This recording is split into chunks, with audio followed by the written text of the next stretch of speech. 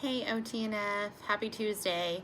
So Coach Sarah here. I wanted to talk with you guys a little bit today about how to incorporate treats. So here's the thought that I want you to think about. What do you want now versus what you want long term?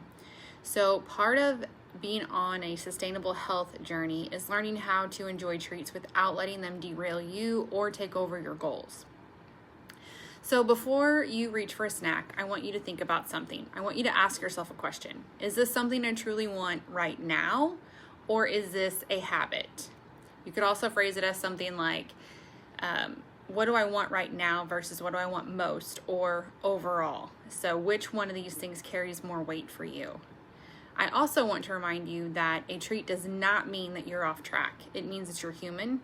Many times snacking isn't about hunger at all. In fact, it's actually more about things like habits, routine, boredom, even stress and convenience can be something that causes us to want to snack more often or add treats to our meals. So we often eat because it's what we always do at a certain time of day. Maybe it's a mid-morning snack or a late afternoon snack. Maybe it's an evening snack while you're watching TV or scrolling.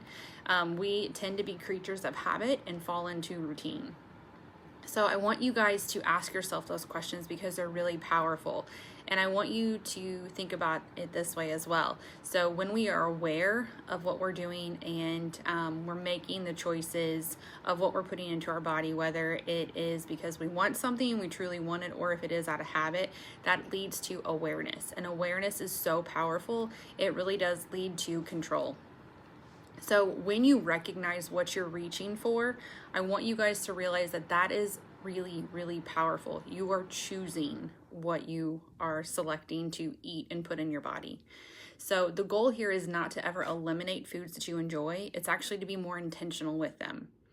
Think of it as it is not about restriction, rather it's about habits. So what you occasionally do is not going to define your progress, but what you do automatically or repeatedly, and sometimes even without thought because it's out of habit, those things often will affect or determine our progress.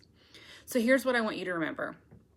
You don't have to give up what you enjoy to reach your goals. You just have to make sure that your short-term choices don't consistently overpower your long-term goal.